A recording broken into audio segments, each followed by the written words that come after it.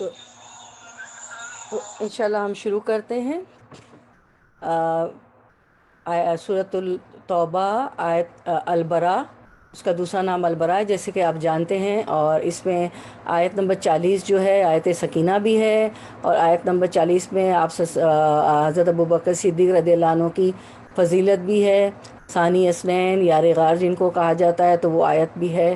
تو ہم شروع کرتے ہیں انشاءاللہ۔ السلام علیکم ورحمۃ اللہ وبرکاتہ، نحمدہ ونصلی علی رسولہ الکریم، اما بعد فاعوذ باللہ من الشیطان الرجیم، بسم اللہ الرحمن الرحیم، ربی اشرح لی صدری ویسر لی امری واحلل عقدۃ من لسانی یفقہوا قولی، الحمد للہ الکبیر المتعال ذی العزت والجبروت والجلال، الحمد للہ العظیم الحلیم، الحمد للہ الذی یقبل التوبۃ عن عبادہ ویعفو عن السیئات ویتجاوز عن المسیء ویغفر الزلات، لا الہ الا اللہ وحدہ لا شریک لہ، لہ الملک ولہ الحمد بیدہ الخیر وہو علی کل شیء قدیر۔ سب تعریفیں اللہ کے لیے ہیں جو سب سے بڑا اور سب سے بلند ہے، عزت والا، قہر والا اور جلال والا ہے۔ سب تعریفیں اللہ کے لیے ہے جو نہایت بردبار اور عظیم ہے۔ سب تعریفیں اللہ کے لیے ہیں جو اپنے بندوں سے توبہ قبول کرتا ہے اور برائیوں کو معاف کرتا ہے۔ اللہ ہماری توبہ قبول کر لیجئے، ہماری برائیوں کو معاف کر دیجئے، اور گناہ گار سے تجاوز کرتا ہے اور لغزشوں کو بخش دیتا ہے۔ اللہ ہماری بھی لغزشوں کو بخش دیجئے۔ اللہ کے سوا کوئی معبود برحق نہیں، وہ اکیلا ہے، اس کا کوئی شریک نہیں، اسی کے لیے بادشاہت ہے، اسی کے لیے سب تعریف، اسی کے ہاتھ میں ہر بھلائی ہے، اور وہ ہر چیز پر پوری طرح قادر ہے۔ تو ہم شروع کرتے ہیں انشاءاللہ ہمارا سبق، آیت نمبر 39 سورۃ التوبہ، جز پارہ ہمارا 10 ہے، وَاعْلَمُوا۔ سو آیت 39 ورڈ ٹو ورڈ ٹرانسلیشن، سورۃ التوبہ۔ اللہ، اگر نہیں، تنفروا، تم نکلو گے، یعذبکم، وہ عذاب دے گا تمہیں، عذاباً، عذاب، علیماً، دردناک، ویستبدل، اور یستبدل، وہ بدل دے گا، قوماً، کوئی قوم، غیرکم، غیرہ، علاوہ، کم، تمہارے، غیرکم، تمہارے علاوہ، ولا، اور لا، نہیں، تدرہ، تم درو، پہنچا سکتے، ہو، اسے، تدرہ، تم ضرر پہنچا سکتے اسے، یعنی نقصان، ضرر پتہ ہے نا نقصان، شیئن، کچھ بھی، واللہ، اور اللہ، علی، اوپر، کلی، ہر، شیئن، چیز کے، قدیر، خوب قدرت رکھنے والا ہے۔ اب رواں ترجمے کی طرف آتے ہیں، رننگ ٹرانسلیشن، آیت 39۔ اگر تم نے کوش نہ کیا تو تمہیں اللہ تعالیٰ دردناک سزا دے گا اور تمہارے سوا اور لوگوں کو بدل لائے گا، تم اللہ تعالیٰ کو کوئی نقصان نہیں پہنچا سکتے، اور اللہ ہر چیز پر قادر ہے۔ آیت کی طرف آتے ہیں، اللہ تعالیٰ اس میں فرماتے ہیں کہ الا تنفروا، اگر نہیں تم نکلو گے، کہاں نہیں نکلو گے، کدھر نہیں نکلو گے؟ جنگ تبوک کی بات ہو رہی تھی، ہم نے پچھلے درس میں بھی جنگ تبوک کے بارے میں تفصیل پڑھی، وہ آیت بھی جو ہے ہماری آیت نمبر 38 بھی جنگ تبوک کے بارے میں تھی۔ تو میں نے آپ کو بتایا تھا کہ 1 سے 37 تک سورۃ البراء، سورۃ التوبہ میں اعلان برات تھا، اور 38 سے آنورڈز کچھ آیتیں جو ہیں ہمیں سورۃ التبوک کے بارے میں ملتی، جنگ تبوک کے بارے میں ملتی ہے، ٹھیک ہے۔ تو اللہ تنفروا، اگر تم نہیں نکلو گے، جو جنگ ہو رہی تھی جنگ تبوک، اس میں تو کیا ہوگا، یعذبکم عذابا علیما، تو اللہ تعالیٰ تمہیں دردناک سزا دے گا۔ اب کیا ہے کہ تنفروا کیا ہے، نکلنا، ٹھیک ہے۔ اب یہ اعلان عام تھا، اس جنگ میں سب کے لیے نکلنا ضروری تھا، تو یہ جب سب کے لیے ہو گیا تو یہ فرض عین ہو تھا، اور فرض کفایہ وہ ہوتا ہے جس میں کچھ لوگ نکلے تو سب تمام مسلمانوں کی طرف سے وہ ادا ہو جاتا ہے۔ جیسے اعتکاف فرض عین نہیں ہے، فرض کفایہ ہے، کچھ محلے کے کچھ لوگ کسی مسجد میں کر لے تو سب کی طرف سے ہو جاتا ہے۔ تو جو ہے جنگ بھی جو ہوتی تھی فرض عین نہیں ہوتی تھی، سب کے لیے نہیں ہوتا تھا، اس میں حکم فرض کفایہ ہوتی تھی، کچھ لوگ چلے جاتے تھے جو بھی جا سکتے تھے۔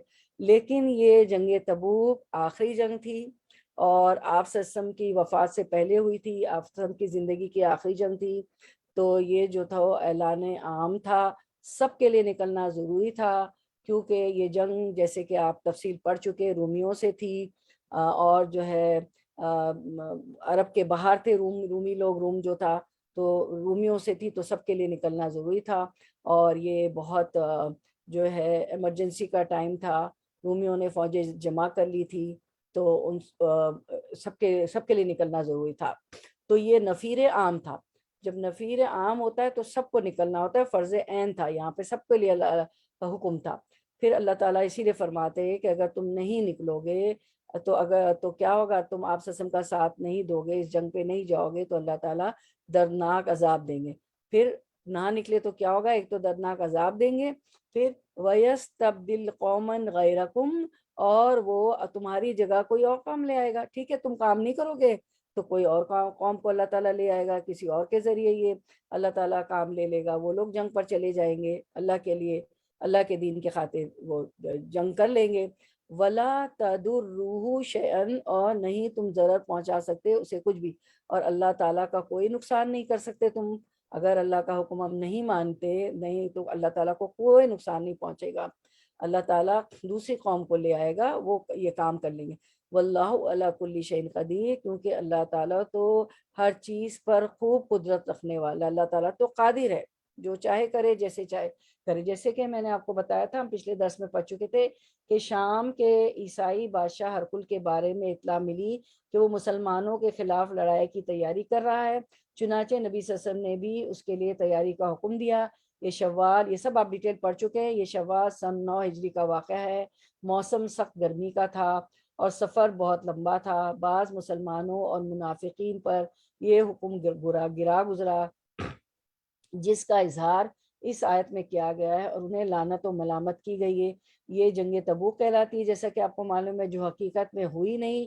20 روز مسلمان ملک کے شام کے قریب تبوک میں رہ کر واپس آ گئے، آپ کو پتہ ہے آپ کی بارڈرز ہوتی ہیں نا، تو تبوک میں رہ کر واپس آ گئے تھے۔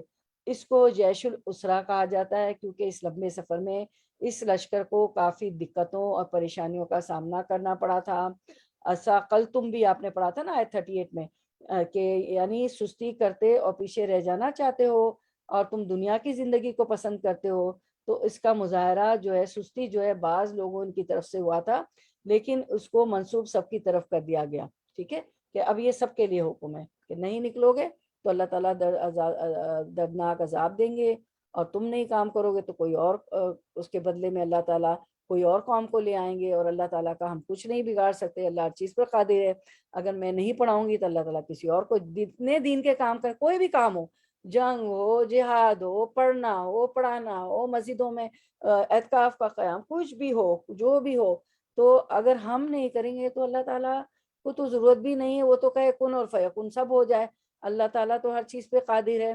تو ہم اپنا ہی نقصان کریں گے اگر آپ کلاسز میں نہیں آئیں گی، میں یہ حلقے نہیں رکھوں گی، ہم مل کے جو حلقہ کرتے نہیں کریں گے تو کیا ہوگا، اللہ تعالیٰ کسی اور سے یہ کام لے لے گا، کوئی بھی اللہ کا کام ہو، اللہ تعالیٰ کو تو کسی کی بھی ضرورت نہیں ہے، وہ تو کہے کن اور فیکن کام ہو جائے۔ اس کے بعد ہم دیکھتے ہیں کہ غزوہ تبوک اور جہاد سے گریزہ لوگوں کو انتباہ، اللہ تعالیٰ نے اس میں انتباہ کیا ہے نا، لوگوں کو جو جہاد نہیں کرنا چاہتے تھے، ایک طرف تو گرمی سخت پڑ رہی تھی، دوسری طرف پھل پک گئے تھے اور درختوں کے سائے بڑھ گئے تھے، ایسے وقت رسول اللہ صلی اللہ علیہ وسلم ایک دور دراز کے سفر کے لیے تیار ہو گئے۔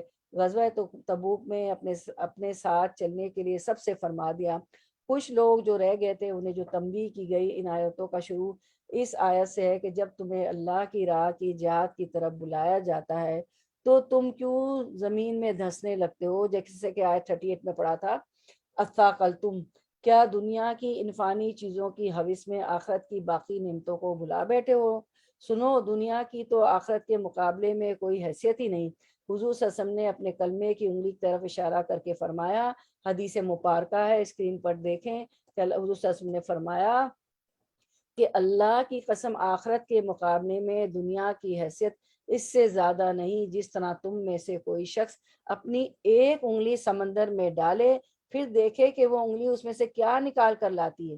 تو سمندر میں انگلی ڈالے تو کیا ہے گا, انگلی پہ تو پانی تھوڑی دیر ڈراپ ٹھہرے گا, وہ بھی گر جائے گا. ٹھیک ہے, تو اتنی حیثیت بھی نہیں ہے اس دنیا کی. حضور نے اپنے کلمے کی انگلی کی طرف اشارہ کر کے فرمایا اس انگلی کو کوئی سمندر میں ڈبو کر نکالے, اس پر جتنا پانی سمندر کے مقابلے میں اتنا ہی مقابلہ دنیا اور آخرت سے ہے. حضرت ابو ہریرہ رضی اللہ عنہ سے کسی نے پوچھا کہ میں نے سنا ہے کہ آپ حدیث بیان فرماتے ہیں کہ اللہ تعالیٰ ایک نیکی کے بدلے 1,00,000 کا ثواب دیتا ہے. تو ابو ہریرہ رضی اللہ عنہ نے فرمایا بلکہ میں نے 2,00,000 کا فرمان بھی رسول اللہ سے سنا ہے. پھر آپ نے اس آیت کے اسی جملے کی تلاوت کر کے فرمایا کہ دنیا جو گزر گئی وہ باقی ہے, وہ سب آخرت کے مقابلے میں بہت ہی کم ہے. مروی ہے کہ عبدالعزیز بن مروان نے اپنے انتقال کے وقت اپنا کفن منگوایا, اسے دیکھ کر فرمایا بس میرا تو دنیا میں حصہ تھا, میں اتنی دنیا لے کے جا رہا ہوں. کیا ایک کفن, وہ بھی آپ کو پتا ہے کہ خراب ہو جاتا ہے قبر میں. پھر پیٹ موڑ کر رو کر کہنے لگے ہائے دنیا, تیرا زیادہ بھی کم ہے اور تیرا کم تو بہت ہی چھوٹا ہے, افسوس ہم تو دھوکے میں ہی رہے. پھر ترک جہاد پر اللہ تعالیٰ ڈانٹتا ہے کہ سخت دردناک عذاب ہوں گے, عذاب علیم. ایک قبیلے کو حضور نے جہاد کے لیے بلوایا, وہ نہ اٹھے, اللہ تعالیٰ نے ان سے بارش روک لی. جب اللہ تعالیٰ کے احکام نہیں مانتے تو نعمتیں چھن جاتی. دیکھیں ایک قبیلے کو حضور نے جہاد کے لیے بلایا صلی اللہ علیہ وسلم نے, وہ نہ اٹھے تو اللہ تعالیٰ نے ان سے بارش روک لی. جب بارش ہی رک جائے تو کھیت کھلیان کچھ نہیں ہوگا, قحط سالی آ جائے. پھر اللہ تعالیٰ فرماتے ہیں کہ اپنے دل میں اترانا مت کہ ہم رسول کے مددگار ہیں. اگر تم درست نہ رہے تو اللہ تعالیٰ تمہیں برباد کر کے اپنے رسول صلی اللہ علیہ وسلم کا دوسرے لوگوں کو مددگار کر دے گا جو تم جیسے نہ ہوں گے. تم اللہ کا کچھ نہیں بگاڑ سکتے. یہ نہیں کہ تم نہ جاؤ تو مجاہدین جہاد کر ہی نہ سکیں گے. اللہ ہر چیز پر قدرت رکھتا ہے, وہ تمہارے بغیر بھی اپنے دشمنوں پر اپنے غلاموں کو غالب کر سکتا ہے. اور حدیث آپ دیکھ رہے ہیں اس پہ اسکرین پر. دوسری حدیث عبداللہ بن مسعود رضی اللہ عنہ سے مروی کہ رسول اللہ صلی اللہ علیہ وسلم نے فرمایا اللہ تعالیٰ نے تمام دنیا قلیل بنائی ہے, اور جو دنیا باقی بچی ہے وہ قلیل میں سے بھی قلیل ہے, اور دنیا میں سے جو کچھ باقی بچا ہے وہ تالاب کی طرح ہے جس کا صاف حصہ پی لیا گیا ہے اور میل کچیل باقی رہ گیا ہے. تو ہمیں دنیا اتنی برتنی چاہیے جتنی اس کی ضرورت ہے, اور دنیا میں کھو کر اپنی آخرت کو نہیں بلانا چاہیے, ورنہ اللہ تعالیٰ کسی اور سے کام لے لے گا. اب ہم دیکھتے ہیں آیت نمبر 40. اس میں حضرت ابوبکر صدیق رضی اللہ عنہ کی فضیلت بیان کی گئی ہے. یار غار, ثانی اسنین, وہ ٹائٹل دکھا دیں, ثانی اسنین ہے نا, اذ فی الغار, اور اس میں یہ آیت سکینہ بھی ہے. ٹھیک ہے, تو سب سے پہلے ہم یہ آیت نمبر 40 کی جو ہے تلاوت سن لیتے ہیں, آیت سکینہ کی, اور جو ہے آیت بھی دیکھتے ہیں اسکرین پہ.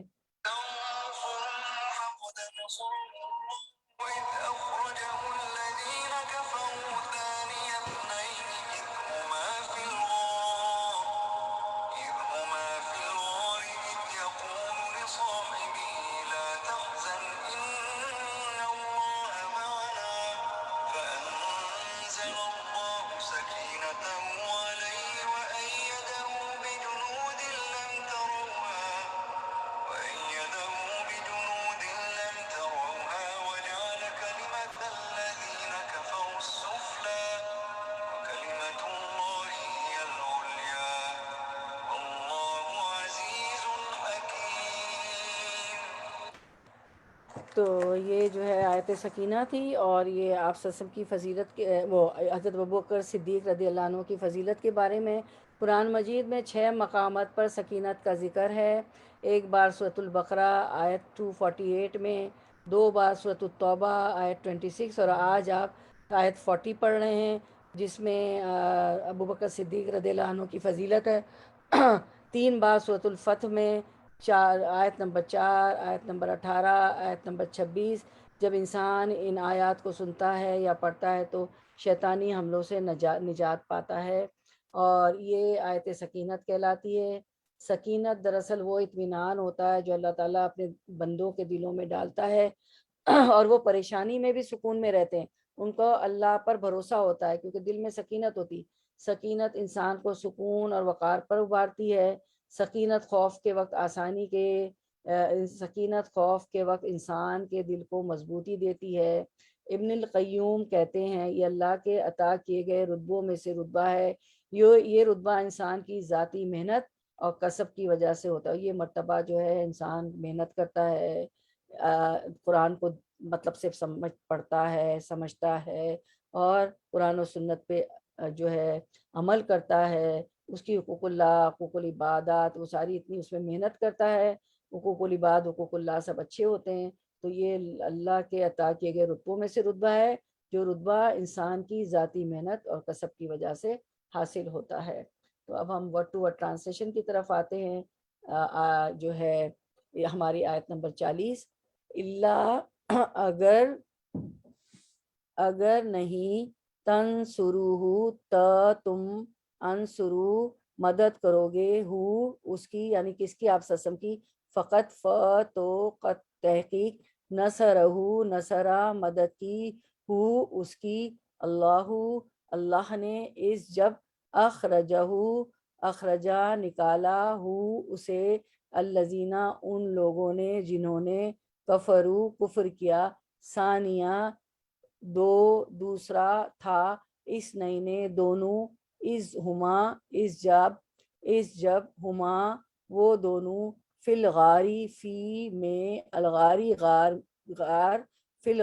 غار میں تھے، اس جب یقولو وہ کہہ رہا تھا، لی صاحبہ سے صاحب ساتھی ہی اپنے، لی صاحبہ اپنے ساتھی سے، لا تحزن لا نہ تا تم حزن غم کرو، لا تحزن نہ تم غم کرو، انا بے شک اللہ معنا ساتھ، نہ ہمارے، معنا ہمارے ساتھ ہے، فانزلہ تو انزلہ اتاری، فانزلہ تو اتاری، اللہ نے سکینتہ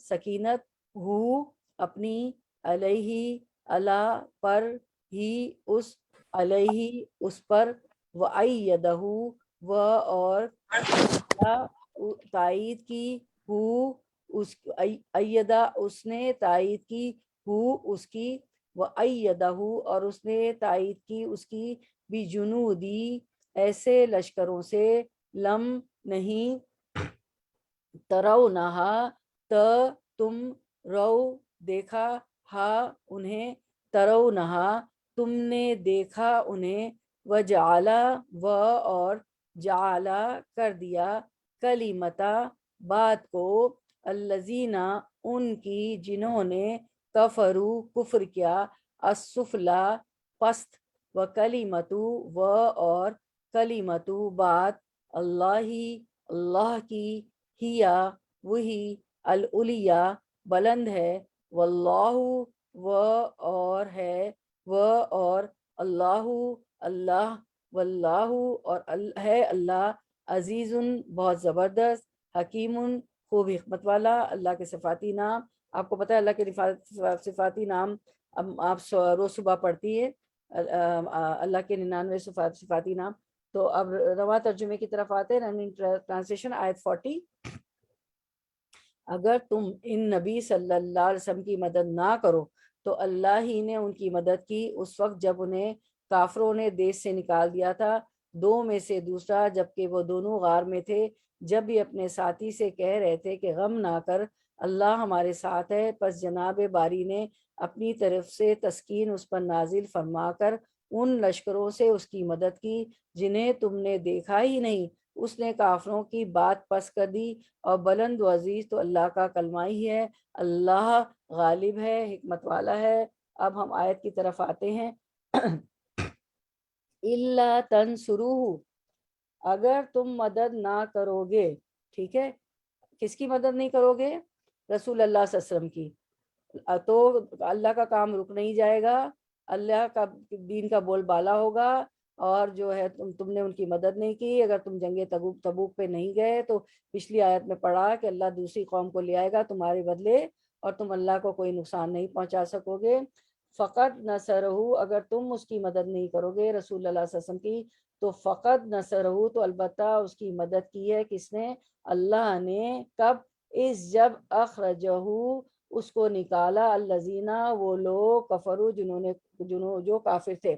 اگر تم آپ صلی اللہ علیہ وسلم کی جنگ میں مدد نہیں کرو گے، جنگ تبوک پہ نہیں جاؤ گے، تو اللہ تعالیٰ نے ان کی مدد جب بھی کی تھی جب کافروں نے ان کو مکے سے نکال باہر کیا تھا۔ آپ کو معلوم ہے کہ آپ صلی اللہ علیہ وسلم کو ہجرت کرنی پڑی تھی، اور جو ہے مکے سے نکالے گئے تھے، بہت ظلم و تشدد ہوتے تھے، تو کافروں نے جو ہے ان پہ بہت ظلم و تشدد کیے تھے، تو اللہ کے حکم سے ہجرت کرنی پڑی تھی آپ صلی اللہ علیہ وسلم کو۔ تو اس وقت بھی اللہ تعالیٰ نے رسول صلی اللہ علیہ وسلم کی مدد کی تھی۔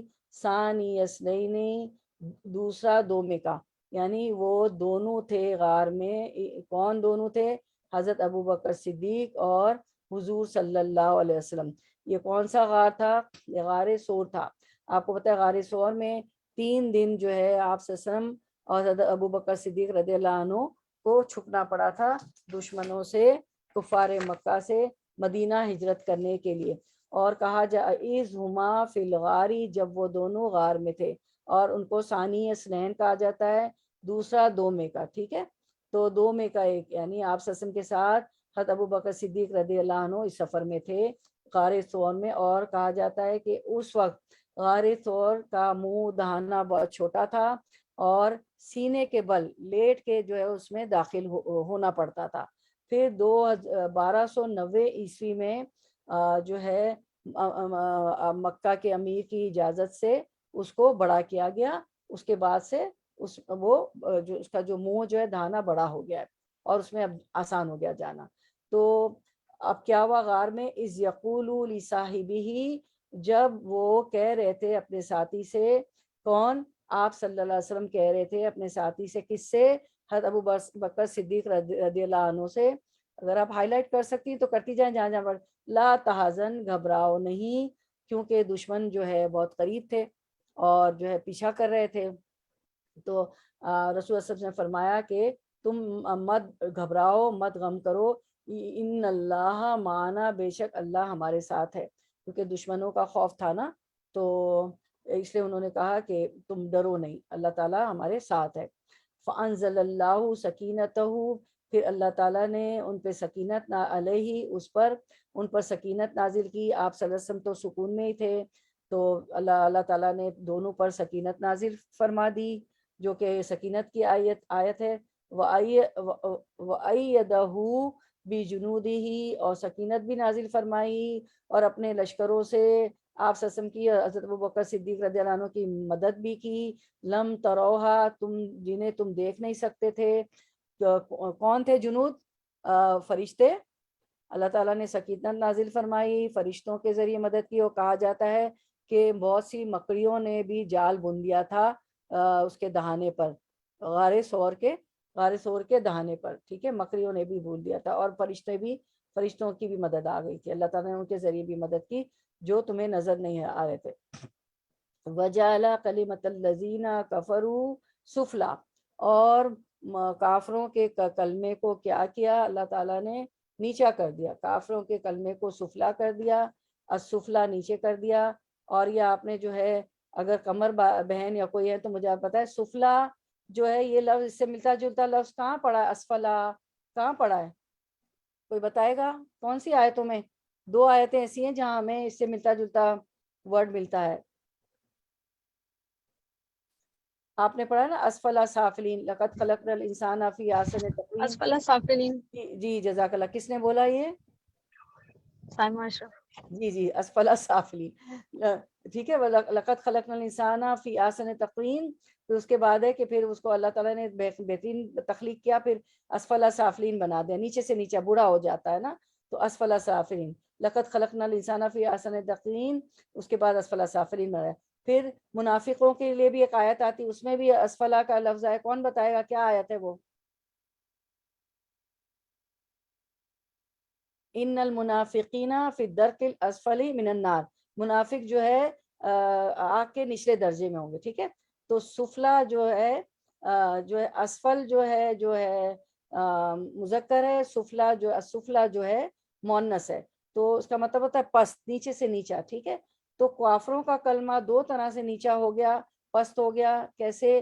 کیونکہ وہ شرک کی دعوت دیتے تھے، بتوں کو پوچھتے تھے، اور دوسرا یہ ہے کہ وہ جو ہے اللہ کی بات مان کے نہیں دیتے تھے، تو اللہ تعالیٰ ان کا کلمہ نیچے ہو گیا. اور کلمۃ اللہ، اللہ کا کلمہ بول بالا ہو گیا، کہ اللہ کا دین بول بالا ہو گیا. وہ آیت بھی ہے نا کہ تمام دینوں پہ یہ دین غالب ہو جائے گا. تو اللہ کلمۃ اللہ العلیٰ، تو اللہ کا کلمہ، اللہ کا دین بول بالا ہو گیا. اولیاء، علو سے، بلندی سے، ٹھیک ہے. عین لام واو. واللہ عزیز حکیم، اور اللہ تعالیٰ غالب ہے، حکمت والا ہے، ٹھیک ہے. اور یہ جو انہوں نے کہا نا آپ صلی اللہ علیہ وسلم نے حضرت ابو بکر رضی اللہ عنہ سے کہ لا تحزن ان اللہ معنا، کہ مت گھبراؤ، مت غم کرو، اللہ تعالیٰ ہمارے ساتھ ہے، ٹھیک ہے. تم غم نہ کرو، اللہ ہمارے ساتھ ہے. تو معنا، ماں میم عین ماں ساتھ، اللہ ہمارے ساتھ. تو اللہ تعالیٰ کی مائیت جو ہوتی ہے، اسکرین پہ دیکھیں، دو طرح سے ہوتی ہے، ٹھیک ہے. اللہ تعالیٰ کی مائیت دو طرح کی ہوتی ہے. مائیت عام، اپنے علم کی بنا پر اللہ تعالیٰ سب کے ساتھ ہوتا ہے. ہم کہتے ہیں نا اللہ ہر جگہ موجود ہے، تو اللہ ہر جگہ نہیں ہے.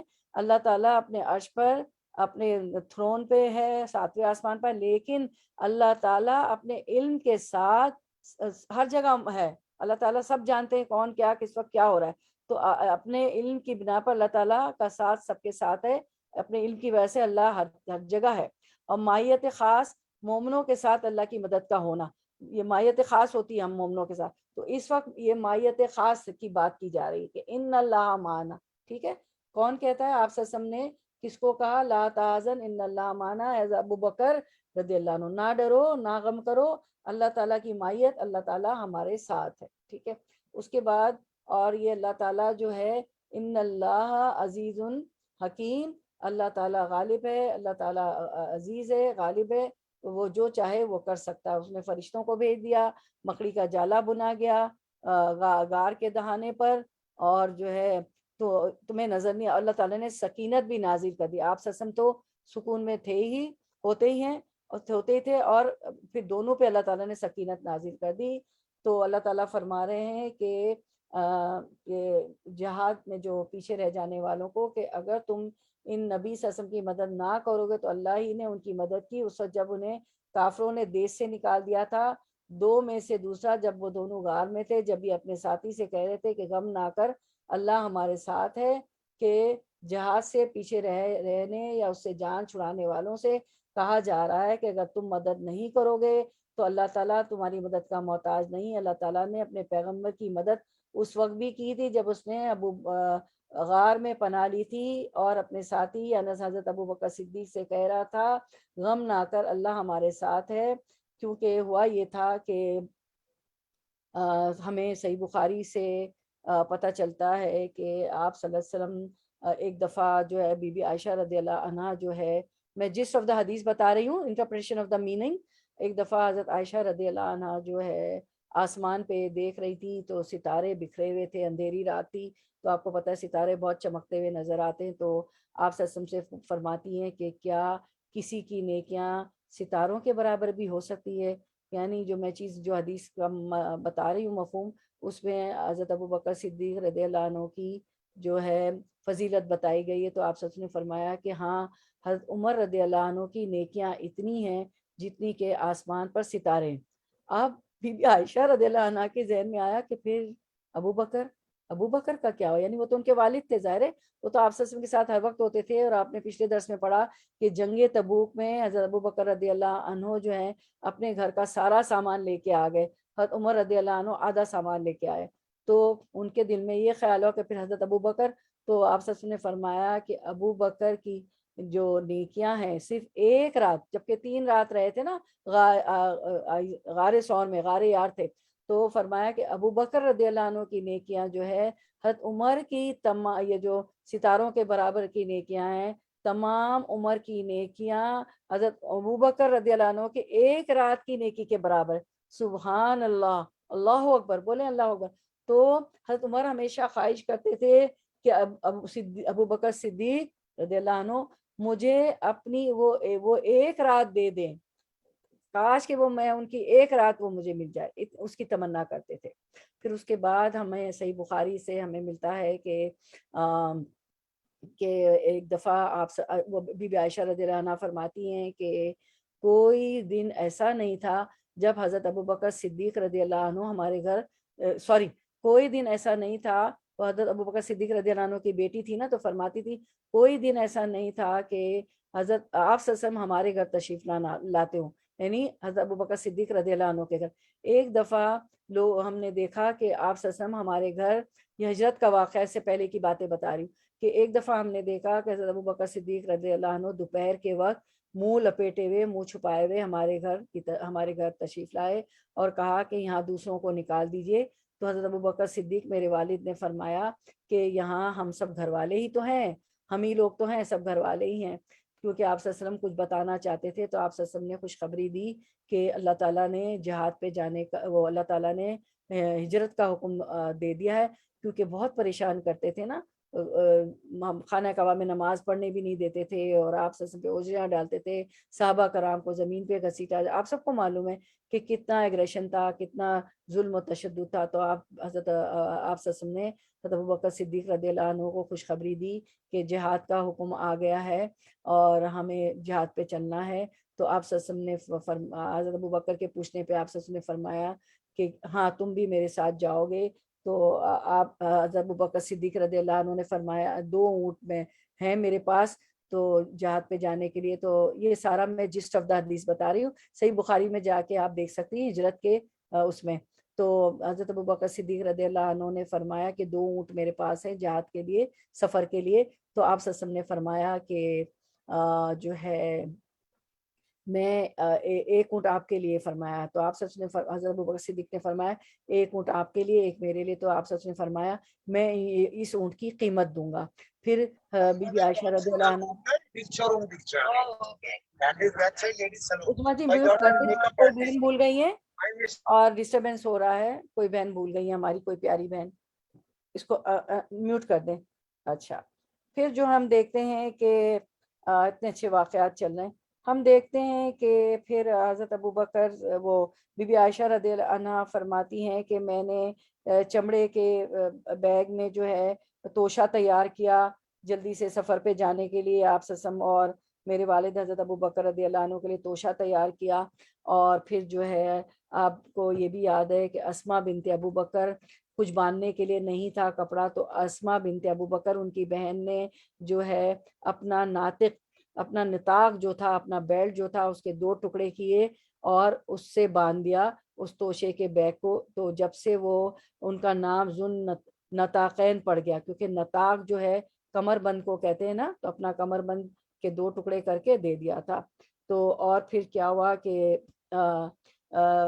قبیلہ بنو اسجل کے شخص کو جو ہے آپ صلی اللہ علیہ وسلم نے کہا کہ وہ راستہ بتائے. وہ جو ہے حالانکہ مسلمان نہیں تھا, کافر تھا, لیکن اس پہ اعتماد کیا تھا اور اس سے راستہ کی مدد لی تھی. پھر عبد الرحمن بن ابو بکر جو ہے وہ رات کے وقت صبح سارا سنتے تھے کہ مکے میں کیا آپ صلی اللہ علیہ وسلم کے خلاف باتیں کی جا رہی ہے, اور رات کے اندھیرے میں آ کے سب بتاتے تھے کہ کیا ہو رہا ہے. اس کے بعد جو ہے ہم دیکھتے ہیں کہ آپ صلی اللہ علیہ وسلم کے وہ حضرت ابوبکر صدیق رضی اللہ عنہ کے غلام تھے, وہ جو ہے فہرا جو آپ کے غلام تھے وہ بکریاں چراتے تھے. تو ایک بکری کو رکھ لیتے تھے اور رات کے وقت لا کے تازہ دودھ جو ہے غار ثور میں آ کے آپ صلی اللہ علیہ وسلم کو اور حضرت ابوبکر صدیق رضی اللہ عنہ کو پلاتے تھے, اور اسی پہ وہ دونوں رات گزارا کرتے تھے. پھر جو ہے یہ جو انہوں نے جو ہے قبیلہ بنی جو میں نے قبیلے کا نام بتایا, اس کے شخص کو جو ہے مقرر کیا تھا راستہ بتانے کے لیے. اس کو اپنی اونٹنیاں بھی اس کے سپرد کر دی تھی اور فرمایا تھا کہ 3 رات گزر جانے کے بعد یہ اونٹنیاں لے آنا. تو وہ شخص آ گیا اور اس کو اجرت بھی دی تھی, اور وہ ساحل کے راستے سے لے گیا آپ سسم کو اور ان کو حضرت ابوبکر صدیق رضی اللہ عنہ کو ساحل کے راستے سے. اور آپ سسم اللہ ان کی سازشوں سے مکہ کافروں کی اللہ تعالیٰ نے آپ کو بچا لیا اور آپ مدینے روانہ ہو گئے. آپ کو اللہ تعالیٰ نے کامیابی عطا کی اور آپ جو ہے مدینہ ہجرت کر گئے، اور آپ کا غلام جو ہے وہ بھی آپ کے ساتھ چلا تھا، آپ کے ساتھ تھا، حضرت ابوبکر صدیق کا غلام جو ہے۔ اور ہم دیکھتے ہیں کہ سورۃ الیاسین میں آپ پڑھتے ہیں نا، کیا ہے کہ وَمِن صد ایدیہم، کہ ان وہ جو ہے، یہ جب آپ نے یہ آیت پڑھی تو وہ جب آپ نکلے اپنے گھر سے تو کافروں کو نہ دیکھ سکے، کافر آپ کو نہ دیکھ سکے، کیونکہ انہوں نے ایک مکر کیا ہوا تھا کہ ہم آپ صلی اللہ علیہ وسلم کو، یا تو آپ نے سورۃ الانفال میں پڑھا تھا کہ آپ صلی اللہ علیہ وسلم کو قید کر دیں گے، یا ان کو نعوذ باللہ قتل کر دیں گے، یا ان کو ملک سے، مکے سے نکال دیں گے۔ تو ان کی یہ تدبیر کامیاب نہیں ہوئی، وہ آپ صلی اللہ علیہ وسلم کے گھر کے باہر ہر قبیلے کا ایک شخص کھڑا ہو گیا اور کہا کہ ہم جب سے آپ صلی اللہ علیہ وسلم نکلیں گے ان کو یلغار ان پہ کر دیں گے، اور پھر قریش ہم سے بدلہ بھی نہیں لے سکیں گے، کیونکہ سارے قبیلے کے لوگ ہوں گے۔ تو ان کے سارے مکر کو، ساری سازشوں کو ناکام بنا دیا۔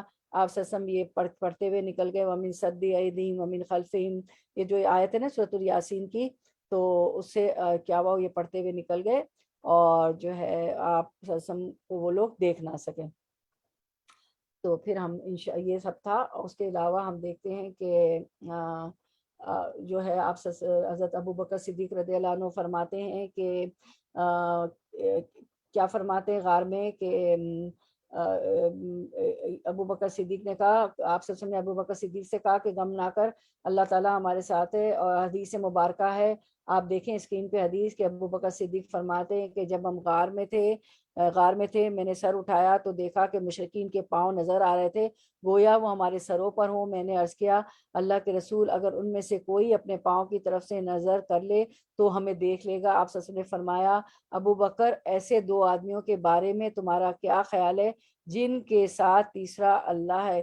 یا ابا بکرین ما ظنک بسنین اللہ ثالثہما، یہ آپ کی حدیث کے الفاظ بتا رہے، آپ دیکھ لیں، ما ظنک بسنین اللہ ثالثہما، اے ابو بکر، ایسے دو آدمیوں کے بارے میں تمہارا کیا خیال ہے جن کے ساتھ تیسرا اللہ ہے؟ یہ ہائی لائٹ بھی ہو گیا، ہماری بہن نے کر کے ہمیں دکھا دیا، ٹھیک ہے۔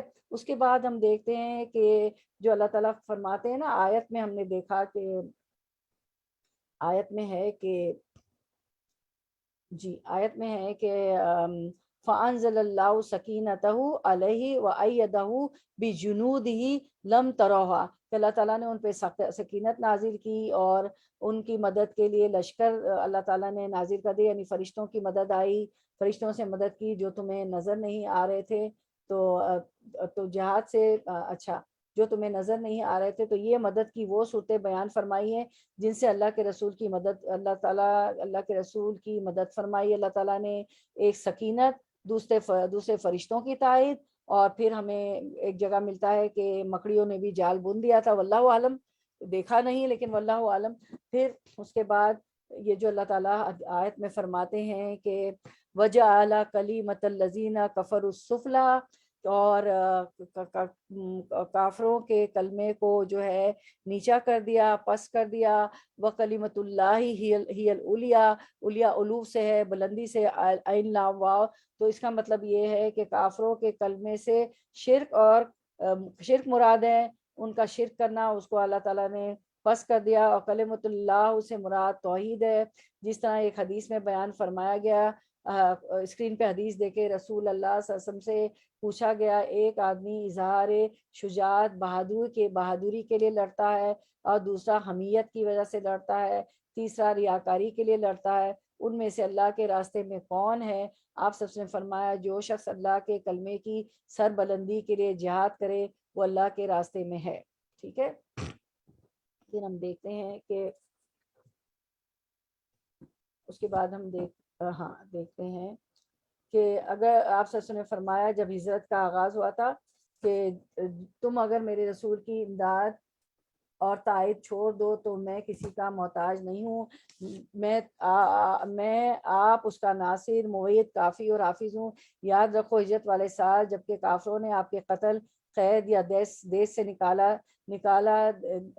دینے کی کوشش کی تھی، وہ دکھا دیں اس کا جو ہے اسکرین پہ، حضرت ابوبکر صدیق کی فضیلت، آپ کے قتل، قید یا دیس سے نکال دینے کی سازش کی تھی، اور آپ اپنے سچے ساتھی حضرت ابوبکر صدیق کے ساتھ تن تنہا مکہ شریف سے بحکم الہی تیز رفتاری سے نکلے تھے، تو کون ان کا مددگار تھا؟ 3 دن غار میں گزارے تاکہ ڈھونڈنے والے مایوس ہو کر واپس چلے جائیں، تو یہاں سے نکل کر مدینہ شریف کا راستہ لیں۔ صدیق اکبر رضی اللہ عنہ لمحہ بر لمحہ گھبرا رہے تھے کہ کسی کو پتہ نہ چل جائے، ایسا نہ ہو کہ رسول کریم علیہ افضل السلام تسلیم کو کوئی ایذا پہنچائے۔ حضرت ابوبکر صدیق رضی اللہ عنہ کو اپنی فکر نہیں تھی، حضور ان کی تسکین فرماتے اور ارشاد فرماتے کہ ابوبکر، ان دو کی نسبت تیرا کیا خیال ہے جن کا تیسرا خود اللہ تعالیٰ ہے؟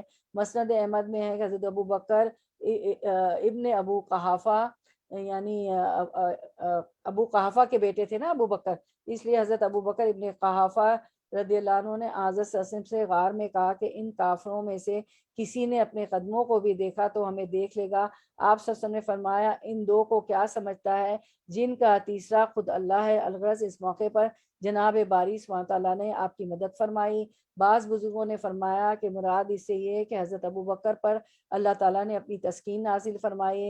ابن عباس وغیرہ کی یہی تفسیر ہے۔ اس کی دلیل یہ ہے کہ حضرت صلی اللہ علیہ وسلم تو مطمئن اور سکون اور تسکین والے تھے ہی، کیونکہ وہ تو پیغمبر تھے اللہ کے، لیکن اس خاص حال میں تسکین اثر نو بھیجنا کچھ اس کے خلاف نہیں، اسی لیے اسی کے ساتھ فرمایا کہ اپنے غائبانہ لشکر اتار کر اس کی مدد فرمائی، یعنی فرشتوں کے زیر اللہ تعالیٰ نے کلمہ کفر دبا دیا اور اپنے کلمے کا بول بالا کیا، شرک کو پس کیا اور توحید کو اونچا کیا۔ حضور صلی اللہ علیہ وسلم سے سوال ہوتا ہے کہ ایک شخص اپنی بہادری کے لیے، دوسرا حمیت قومی کے لیے، تیسرا لوگوں کو خوش کرنے کے لیے لڑ رہا ہے، تو ان میں اللہ کی راہ کا مجاہد کون ہے؟ آپ سب نے فرمایا، جو کلمہ حق کو بلند و بالا کرنے کی نیت سے لڑے وہ راہ حق کا مجاہد ہے۔ اللہ تعالیٰ انتقام لینے پر غالب ہے، جس کی مدد کرنا چاہے کرتا ہے، نہ اس کے سامنے کوئی روک سکے نہ اس کے ارادے کو کوئی بدل سکے۔ کون ہے جو اس کے سامنے لب ہلا سکے یا آنکھ ملا سکے؟ اس کے سب اقوال و افعال حکمت و مصلحت، بھلائی اور خوبی سے پر ہے، تعالی شانہ و جد و مجدہ۔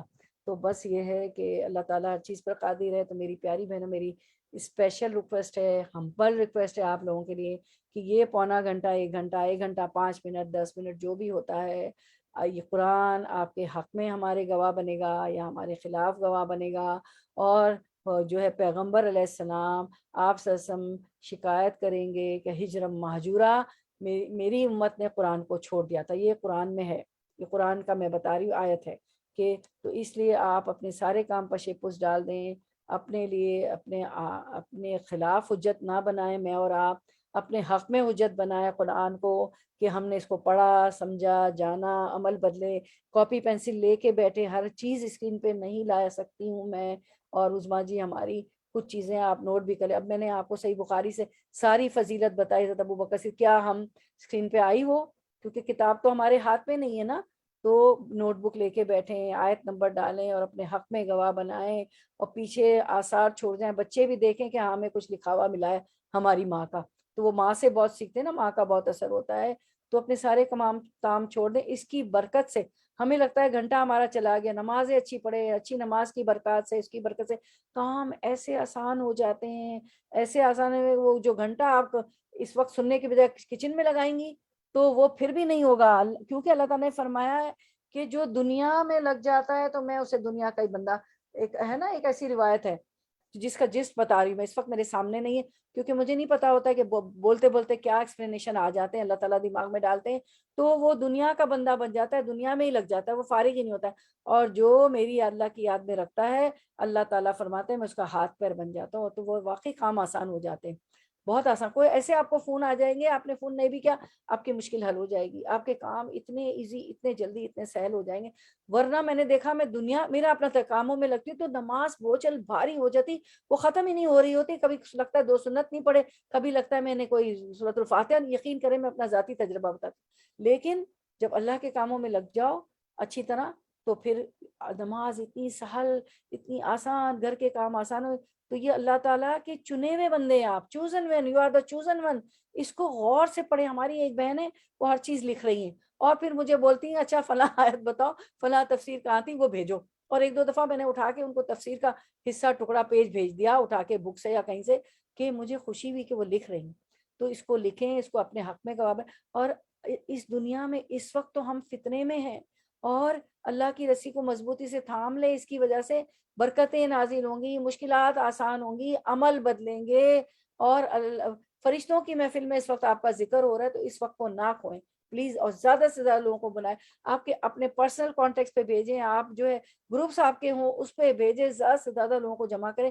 اس وقت ہمارے پاس 100 کی کیپیسٹی ہے، 100 سے زیادہ ہوگی تو ہم اور ڈبل سبسکرپشن لے لیں گے۔ دنیا میں ہر چیز آسان ہے، کچھ مشکل نہیں ہے، گھر بیٹھے بیٹھے سبسکرپشن لینے ہوتے، کلک کلک کا چکر ہے۔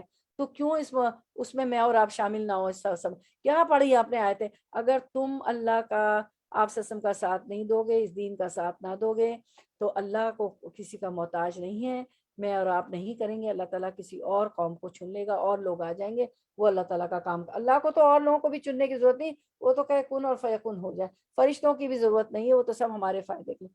پھر ہم دیکھتے ہیں کہ یہ جو فرمایا نا اللہ کے رسول صلی اللہ علیہ وسلم نے، تو اسکرین پہ آپ دیکھیں ایک جو ہے نوٹ دیکھتے ہیں ہم کہ ولا تحزن، اے ابو بکر غم نہ کرو۔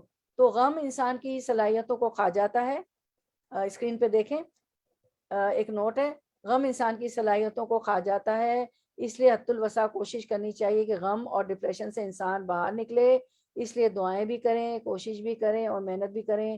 ہمیشہ غمگین، ہائے یہ نہیں ہے، ہائے وہ نہیں ہوگا، دیکھیں خمسہ مصیبت تو آ کے رہے گی، 5 مصیبتیں آئی، جانوں کا نقصان ہوگا، بیماریاں ہوں گی، اموات ہوں گے، اولاد میں دیکھیں گے آپ، کھیت و خلیان، بزنس کاروبار نہیں ہوں گے، بہت سے یہ مصیبتیں سورۃ البقرہ میں پہلے ہی بتا دی گئی۔ تو غم میں نہیں رہنا ہے، غم انسان کو کیا فرمایا، لا تحزن، ابو بکر نہ غم کرو، نہ گھبراؤ، اللہ ان اللہ معنا، اللہ ہمارے ساتھ ہے نا۔ تو ہمارا تو یہ ایمان ہے، آیت پہ آ گیا غم انسان، اللہ ہمارے ساتھ ہے، اور اللہ کی معیت ہمارے ساتھ ہے ہر وقت، اور مومنوں کے ساتھ تو خاص معیت ہوتی ہے، خاص ساتھ ہوتا ہے۔ غم انسان کی صلاحیتوں کو کھا جاتا ہے، ڈپریشن ہو گیا، کوئی جو ہے کف سیرپ سنا ہے میں نے، پی کے سو جاتے ہیں، کوئی بہت کھانے لگتے ہیں میٹھا، کوئی جو ہے گھر سے کاموں سے دلچسپی چھوڑ دیتے ہیں، کوئی قرآن نماز چھوڑ دیتے ہیں، یعنی غم انسان کی صلاحیتوں کو کھا جاتا ہے۔ اس لیے حد الوسع کوشش کرنی چاہیے کہ غم اور ڈپریشن سے انسان باہر نکلے، اس کے لیے دعائیں بھی کرے، کوششیں بھی کرے اور محنت بھی کرے۔ تو ہم دعا پڑھ لیتے ہیں ہم و غم کی، اللہم، اسکرین پہ دیکھیں، اللہم انی اعوذ بک من الہم والحزن والعجز والکسل والجبن والبخل ودلع الدین وغلبۃ الرجال۔ اے اللہ میں آپ کی پناہ چاہتا ہوں فکر و غم سے اور کمزوری اور سستی سے اور بزدلی اور بخل سے اور قرض کے بوجھ اور لوگوں کے سخت غلبے سے، آمین یا رب العالمین۔ یہ تھی فضیلت۔ اچھا ابھی ہم دیکھ لیتے ہیں کہ اللہ تعالیٰ کی مدد، اگر کسی کو کوئی دکھ، درد، رکاوٹ یا پریشانی کا سامنا ہو تو اسے اللہ سے مدد مانگنی چاہیے۔ اس سب اب ہمیں کیا، ہم نے جانا اور سمجھا ان آیات سے کہ اگر کسی کو کوئی دکھ، درد، رکاوٹ یا پریشانی کا سامنا ہو تو اسے اللہ سے مدد مانگنی چاہیے۔ لیکن اللہ سے مدد کیسے لی جائے، کیسے لی جائے؟ صحیح معنوں میں پورے شعور کے ساتھ اللہ پر یقین رکھا جائے کہ سارے امور اللہ ہی کے ہاتھ میں ہیں اور وہی ہر پریشانی کو حل کرے گا۔ تو ہم اپنا جائزہ لیں کہ کسی بھی غم، پریشانی یا تکلیف میں ہمارا رویہ کیا ہوتا ہے۔ کیا ایسے موقع پر سب سے پہلے اللہ کا خیال ہمارے دلوں میں آتا ہے، یا ہم لوگوں سے مدد کی امید رکھتے ہیں؟ تو پہلے اللہ سے مدد کرنی چاہیے۔ آپ سسم کا یہ سنت ہمیں ملتی کہ فوراً دو نفل پڑھ لیتے تھے، ٹھیک ہے، لوگوں 2 نفل پڑھیں تو آپ کے ذہن میں آئے گا کہ کون وسیلہ بنے گا، کس کو میں فون کروں۔ پہلے 100 فون نہ کر ڈالیں میں اور آپ، پہلے اللہ کی مدد، اور پہلے 2 نفل ہی ہم بھول جاتے ہیں، ہائے واویلے ماتم، اس کو فون، اس کو فون، وائی می، میں تو صدقہ بھی دیا، میں تو خیرات بھی کیا، میں تو بہن سے بھی اچھا کرتی ہوں، میں تو غریب بہن کو بھی مدد کری ہوں، فلاں بھی کرتی ہوں، فلاں بھی کرتی ہوں، اور میں تو 5 نمازیں بھی پڑھتی ہوں، اور میں تو اشراق بھی پڑھتی ہوں، اور میں تو تہجد بھی پڑھتی ہوں، رمضان کے بعد سے تو تہجد کی عادت ہو گئی، میں تو حقوق العباد بھی اچھے، حقوق العباد نہیں، پہلے 2 نفل، پہلے وائی مینی، اللہ تعالیٰ کی آزمائش ہے، اللہ آپ کے درجات بلند کرائے۔ تو کیا ایسے موقع پر سب سے پہلے اللہ کا خیال میرے دلوں میں آتا ہے، میں 2 نفل پڑھتی ہوں، اللہ سے مدد مانگتی ہوں، یا ہم لوگوں سے مدد کی امید رکھتے ہیں؟ کیونکہ ہم اللہ کے جناب میں سجدہ کریں گے، اللہ سے مدد مانگیں گے تو اللہ تعالیٰ مددگار وسیلے بھی بھیج دے گا، ہمیں سمجھ میں لوگ بھی آ جائیں گے کہ کس سے بات کروں۔ تو اگر کسی کو کوئی دکھ، درد، رکاوٹ یا پریشانی کا سامنا ہو تو اسے اللہ سے مدد مانگنی چاہیے۔ لیکن اللہ سے مدد کیسے لی جائے؟ صحیح معنوں میں پورے شعور کے ساتھ اللہ پر یقین رکھا جائے کہ سارے امور اللہ ہی کے ہاتھ میں ہیں اور وہی ہر پریشانی کو حل کرے گا۔ اللہ پر پکا یقین ہی بہت سے دکھ، درد، ڈر اور خوف دور کر دیتا ہے۔ اللہ کی مدد کے لیے دعا بھی بہت اہم ہے کہ جب بھی کوئی پریشانی آئے تو فوراً دعا کے ساتھ مدد لی جائے۔ سنت میں بھی ہے کہ نبی صلی اللہ علیہ وسلم کو کوئی بھی پریشانی کا سامنا ہوتا تو آپ فوراً نماز کی طرف رجوع کرتے، 2 نفل پڑھتے، پھر آپ دعائیں کرتے، پھر ہمیں خود بھی۔ اور ایک حدیث صحیح بخاری میں آپ نے پڑھا ہے کہ بی بی عائشہ رضی اللہ عنہا سے فرماتے ہیں کہ مجھے خواب میں بتا دیا گیا کہ جادو کس نے کیا تھا، اور فرماتے اس حدیث میں آپ نے کیا پڑھا تھا؟ اب عائشہ دعا و دعا، دعا و دعا، بس دعا و دعا کرنی۔ سنت میں بھی ہے کہ نبی صلی اللہ علیہ وسلم کو کوئی بھی پریشانی کا سامنا ہوتا تو آپ فوراً نماز کی طرف رجوع کرتے۔ پھر ہمیں خود پر بھی غور کرنا چاہیے کہ کیا ہم اللہ سبحانہ وتعالیٰ کی مدد پر کامل یقین رکھتے ہیں یا لوگوں سے مدد کی توقع رکھتے ہیں۔ اسکرین پہ وہی فضیلت ہے آپ وسلم کی، حضرت ابوبکر صدیق کی، لوگوں سے بھی مدد لی جا سکتی ہے لیکن ہر معاملے میں پہلا خیال اللہ رب العزت ہی کا آنا چاہیے، کیونکہ لوگوں کی مدد بھی اللہ ہی کے اذن سے آتی ہے۔ بغیر دعا کے ساتھ ساتھ پھر دعا کے ساتھ ساتھ کوششیں بھی کرنی چاہیے۔ بعض اوقات دعا اور کوششوں کے باوجود بھی معاملات ویسے ہی رہتے ہیں، تو ایسے میں صبر کرنا چاہیے اور اللہ پر مکمل بھروسہ کرتے ہوئے اس کے فیصلوں کو خوشی سے قبول کرنا چاہیے کہ یہ اللہ کا فیصلہ تھا، یہ مشکل اللہ کی کے فیصلے کی وجہ سے میری تقدیر میں تھی، اب اس کو لا يرد القضاء الا الدعاء، اب بری تقدیر کو دعا ہی ٹالے گی، یہ یقین ہونا چاہیے، اللہ سے مدد مانگنی چاہیے۔ اگر دل میں اللہ کی مدد کا یقین ہو تو مشکل سے مشکل حالات بھی دل مطمئن رہتا ہے۔ اسی طرح اگر دین کی راہ میں مشکلات درویش ہو تو چاہے ساری دنیا آپ کا ساتھ چھوڑ دے تو اللہ آپ کے ساتھ ہی ہوتا ہے۔ نماز میں سستی اور کسلاپن آئے، ہم کسالہ فیل کریں، سستی آئے تو بس اللہ سے مدد کریں۔ وضو میں صبح صبح اٹھنا نماز کے لیے مشکل ہوتا ہو، تہجد کے لیے، تو بس اللہ سے کہہ کے سوئیں کہ اللہ مجھے تہجد پہ اٹھ، ضرور آنکھ کھلتی ہے، اور پھر جلدی اٹھ جائے، شیطان کے اس میں نہ آئے، اس کے بہکاوے کے نہیں ابھی تو 5 منٹ سو لو، 10 منٹ سو لو، ابھی بہت ٹائم۔ تو جو ہے ہم نے یہ بھی پڑھا کہ اللہ تعالیٰ کی مائیت 2 طرح کی ہوتی ہے، مائیت عام اپنے علم کی بنا پر اللہ تعالیٰ کا سب کے ساتھ ہونا، مائیت خاص مومنوں کے ساتھ اللہ کی مدد ہونا۔ عملی نقطہ بھی پڑھا کہ اپنا جائزہ لے کہ کسی بھی غم، پریشانی یا تکلیف میں ہمارا رویہ کیا ہوتا ہے، کیا ایسے موقع پر سب سے پہلے اللہ کا خیال ہمارے دلوں میں آتا ہے یا ہم لوگوں سے مدد کی امید رکھتے ہیں۔ ٹھیک ہے، تو ہماری جو ہے آیت نمبر 40 کافی لمبی ہماری تفسیر تھی تو مکمل ہو گئی، اور پھر سے ہم یہ آیت سن لیتے ہیں انشاءاللہ۔ آیت سکینہ ہے، ہم پہ بھی سکینت نازل ہو جائے، اس کے بعد اگلی آیت کی طرف آتے ہیں انشاءاللہ۔ چلیں آیت سکینہ سنتے ہیں۔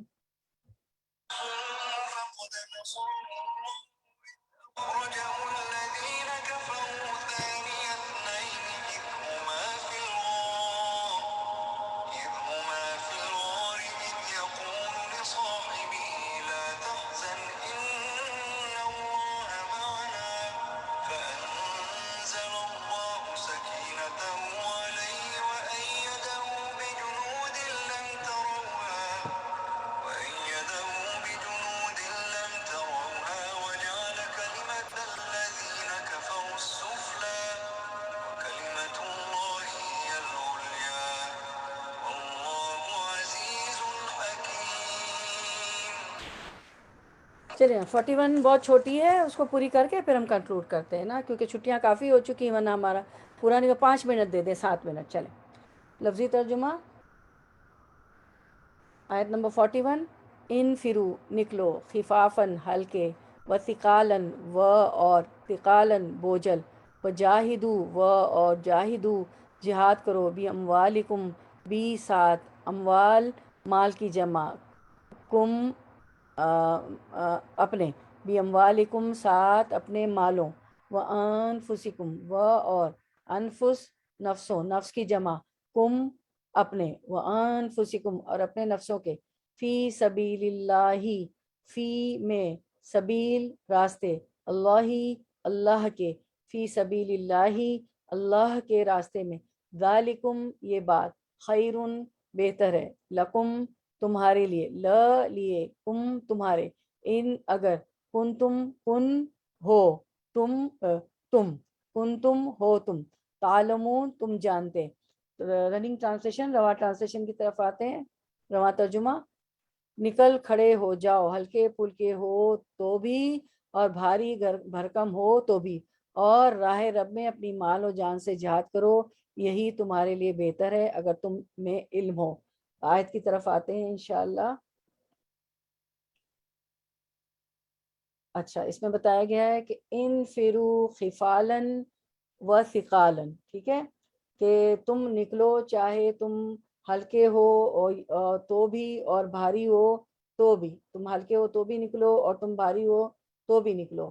انفرو خفالن و ثقالن، اس کے مختلف مفہوم بیان کیے گئے، مثلا انفرادی طور پر یا اجتماعی طور پر، یعنی اکیلے ہو تو بھی نکلو، اور اجتماعی طور پر یعنی سب مل کر بھی نکلو، خوشی سے یا ناخوشی سے، دل چاہے تو بھی نکلو، ناخوش ہو کے بھی نکلو، غریب بھی نکلو یا غریب ہو یا امیر ہو تو بھی نکلو، جوان ہو تو نکلو یا بوڑھا ہو تو نکلو، پیادہ ہو یعنی سواری نہ ہو، پیادہ چلنا ہے، پیدل چلنا ہے تو بھی نکلو، یا سواری ہو یا سوار ہو تو بھی نکلو، عیالدار ہو یعنی فیملی والے ہو تو بھی نکلو، یا اہل و عیال کے بغیر ہو یعنی کنوارا ہے، شادی شدہ نہیں ہے تو بھی نکلے، وہ پیش قدمی کرنے والے میں سے ہو یا پیچھے لشکر میں شامل ہو، پہلے نکل جانے والا ہو یا پیچھے لشکر میں شامل ہو، ہر کوئی نکلے۔ امام شوکانی فرماتے ہیں آیت کا حمل تمام معنی پر ہو سکتا ہے، انفرادی طور پہ نکلو، اجتماعی طور پہ نکلو، خوشی سے نکلو، ناخوشی سے نکلو، غریب ہو، امیر ہو، جوان ہو، بوڑھا ہو،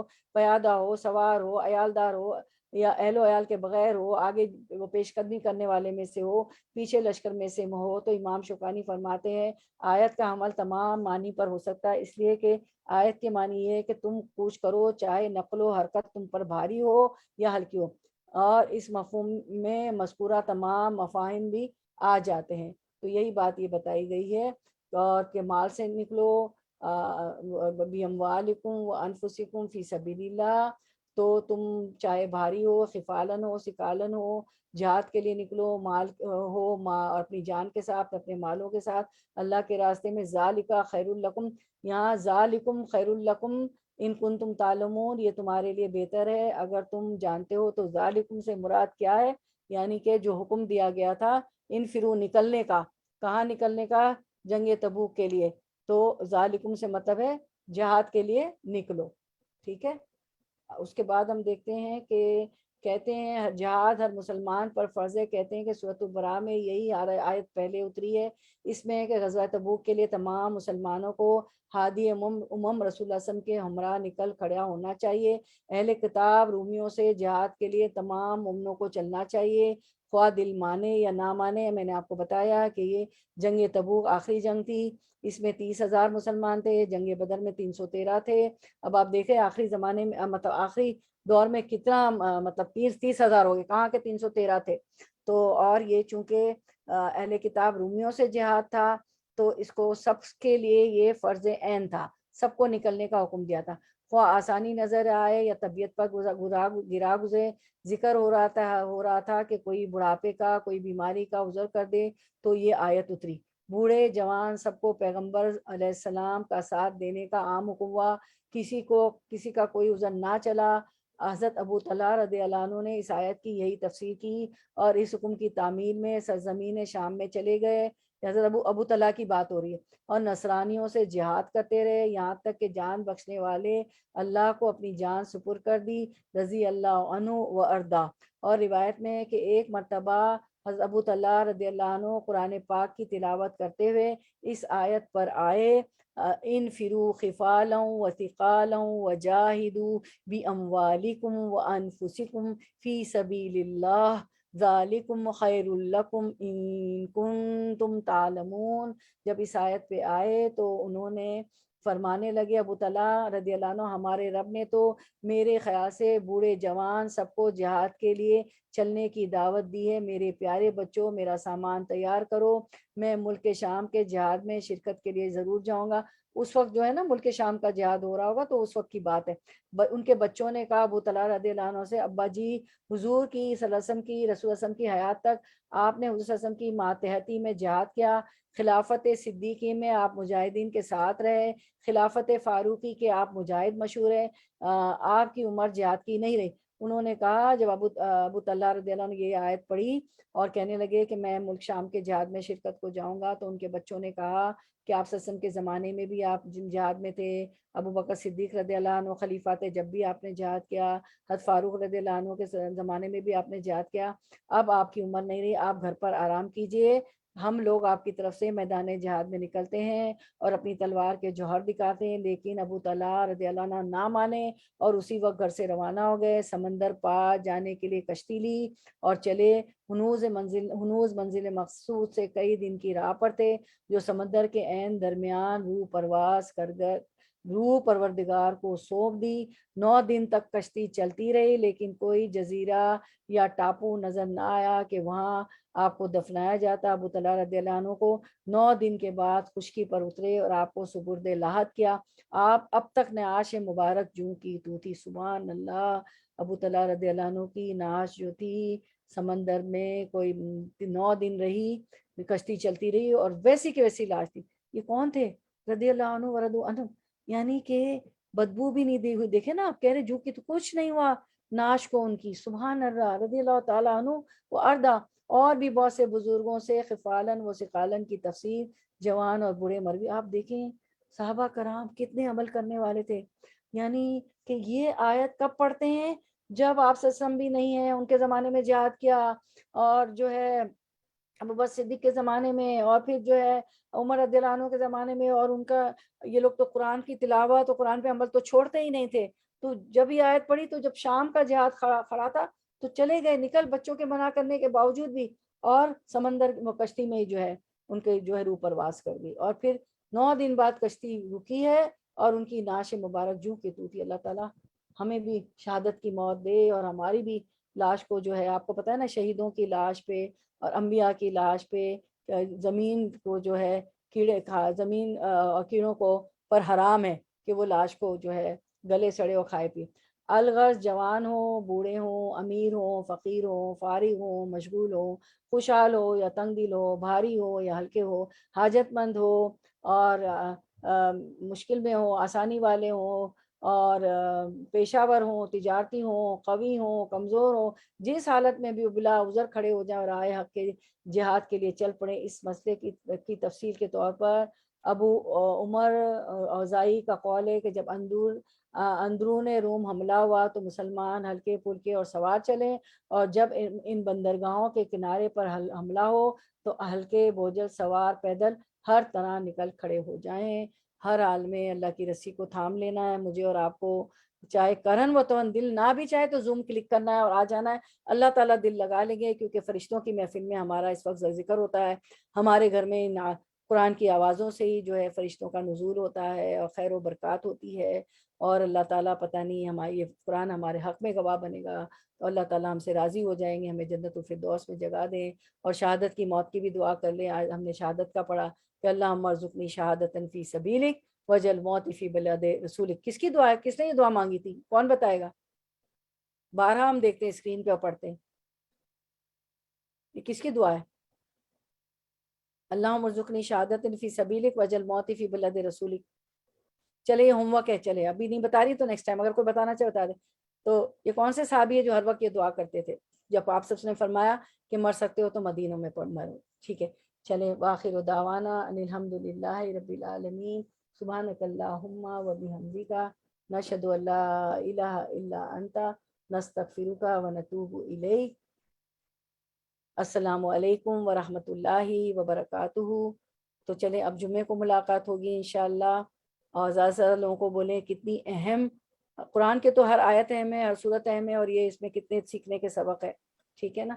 چلیں، کسی کو کوئی بات رکھنی ہو تو رکھیں، ورنہ میں پھر کنکلوڈ کرتی ہوں۔ اللہ تعالیٰ آپ لوگ کو آنا بیٹھنا قبول کرے، اور آپ لوگ کی ہر جائز تمنا آرزو اللہ تعالیٰ پوری کرے، حج عمرے کی سعادت نصیب فرمائے، روضہ رسول کی زیارت نصیب فرمائے، اور جنت الفردوس میں جگہ دے، آگ کے عذاب سے بچائے، اور ہمارا حسن خاتمہ کرے، موت سکرات آسان کر دے، اور بغیر محاسبے کے ہماری بخشش کر دے، ان جنتوں میں شامل کر دے جو بغیر حساب کتاب کے جنت میں جانے والوں گے، اعلیٰ درجے کا جنتی بنا دے کہ جب چاہیں گے اللہ تعالیٰ کا دیدار کریں گے۔